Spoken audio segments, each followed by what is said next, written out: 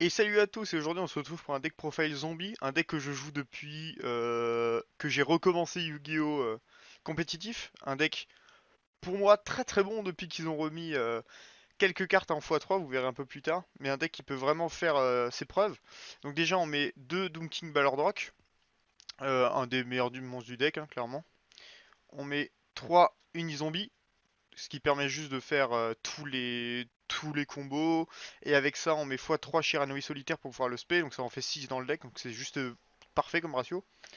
Après, on joue 3 Banshee, donc la Banshee pour pouvoir aller même pas tuto le terrain car on le jouait depuis le deck, ce qui est juste vraiment fort.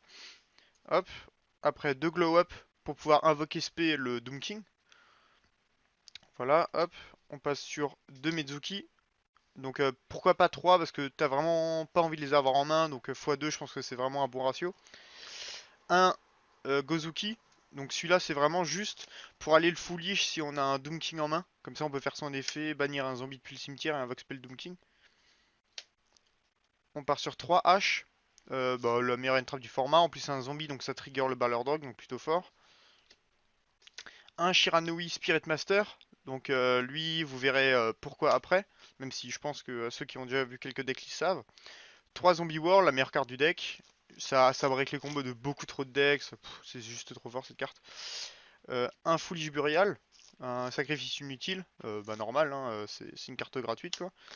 Un raisonnement, pourquoi? Parce que c'est une spé gratuite et en même temps ça peut balancer plein de cartes dans le cimetière.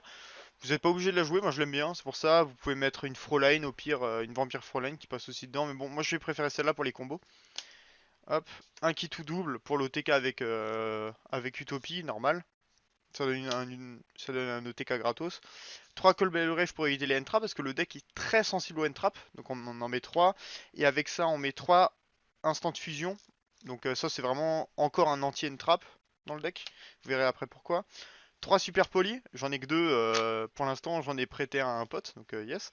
Donc 3, pourquoi? C'est juste trop fort. C'est pour ça, franchement, le deck, il a vraiment du potentiel depuis qu'il l'a remis à 3 quoi. Hop, on passe au piège. 3 Rivality of Warlord. Trop fort. Vous mettez Zombie World, vous l'activez pendant le tour adverse. Le mec peut juste rien invoquer, enfin il va juste faire sa normale, vous chaînez ça, enfin vous activez ça après sa normale et le mec bah clairement il peut rien faire quoi.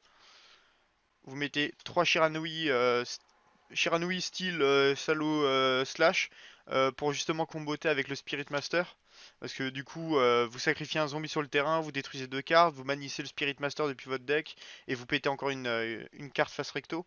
Et 3 jugements solennels, donc pareil j'en ai que 2, j'en ai prêté un, donc voilà. 3 juste trop fort en fait. Si vous avez le Doom King dans le cimetière parce que vous l'avez utilisé pour faire un Link 2, vous le set, le jugement. Le mec veut vous faire un Twin Twist ou un truc pour péter votre terrain. Vous chaînez le jugement.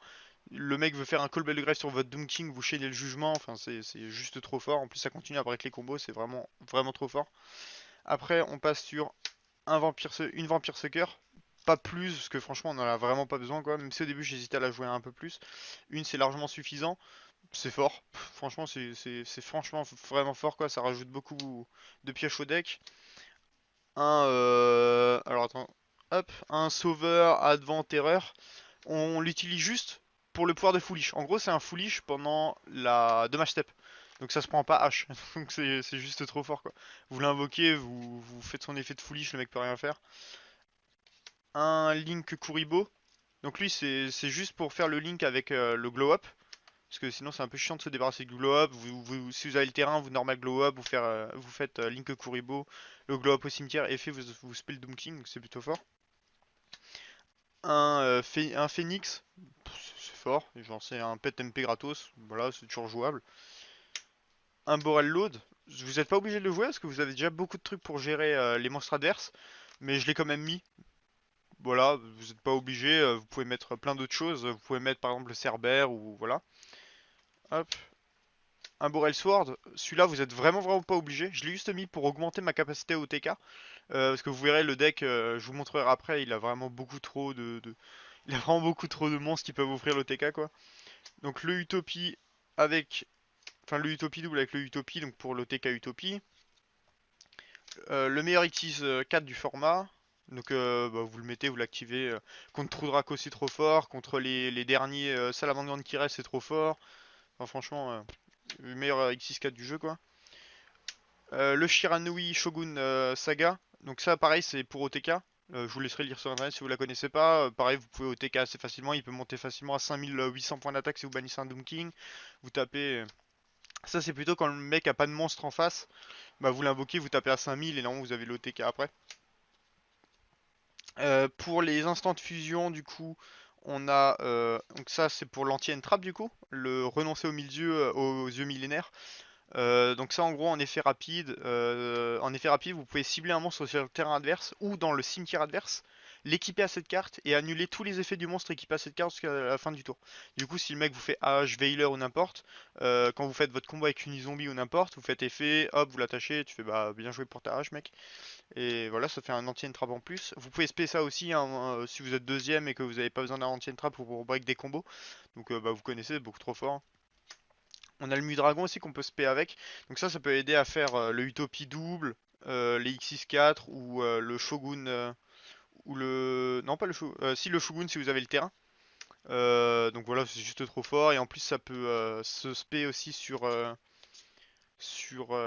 Super Poly.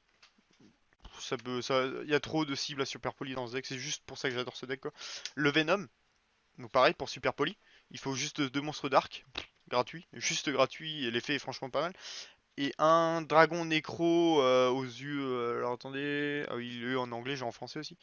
Donc un dragon nécro aux yeux profonds d'âme, je crois que c'est. Il demande deux monstres zombies, du coup si vous avez le terrain, bah c'est juste gratuit, vous l'invoquez avec n'importe quel monstre adverse. C'est juste vraiment trop fort quoi.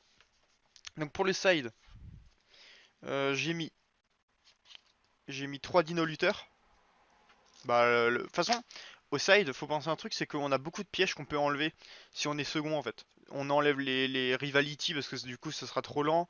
On enlève les Judgment souvent, même si on peut les laisser, ça dépend des decks qu'on a en face, mais du coup on peut rentrer beaucoup de cartes en second. Donc les Dino lutteurs, les Twin Twisters contre les decks qui mettent beaucoup de MP, style True Draco, ou même les Alter Red, parce qu'il y en a encore qui traînent, hein. Malgré le nerf, ça reste clairement jouable dans la méta. Les Lancea, donc pour tout ce qui est Orcus, parce qu'ils vont bientôt retrouver un combo jouable, ou les Thunder, vous mettez ça, c'est juste le mec joue pas quoi. Les Evenly Match, la meilleure carte du jeu. Evenly Match c'est juste une carte, genre elle me fait gagner tous les match-ups, c'est juste n'importe quoi cette carte. Et enfin les Raid Reboot, là vous pouvez mettre à peu près ce que vous voulez. J'ai mis les Raid Reboot parce que moi je rencontre beaucoup de decks qui jouent avec beaucoup de pièges. Du coup ils jouent en premier, je joue, ils font une piège à un moment, je fais raid reboot et le mec joue pas et souvent j'ai de quoi OTK, vous avez bien vu hein. Donc petite review juste pour OTK, on a du coup le Shogun Saga, le Utopie Double et le Borel Sword. Donc c'est quand même pas mal quoi. Niveau OTK on a ce qu'il faut quoi. Donc voilà, bah, j'espère que ça vous a plu, n'hésitez pas à vous abonner, à laisser un pouce bleu et à la prochaine.